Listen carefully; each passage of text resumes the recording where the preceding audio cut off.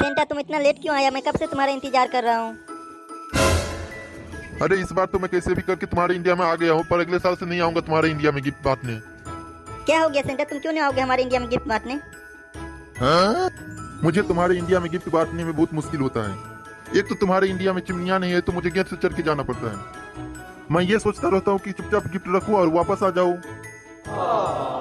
हाँ तो रख के आ जाओ ना फिर। अरे मुझे अच्छी तरह से रख के आने दे तो ना। तुम्हारे इंडिया में एक एक गली में 8-8 कुत्ते रहते हैं। जब ये कुत्ते भुगते हैं तो पूरे मोहल्ले वाले को पता चल जाता है कि सेंटा आ गया है। फिर मैं सोचा दिन को गिफ्ट बांटना अच्छा रहेगा। हाँ दिन में भी अच्छा रहेगा। अरे दिन में भी गए थे तुम्हारे बगल वाले मोहल्ले में गिफ्ट बांटने के लिए।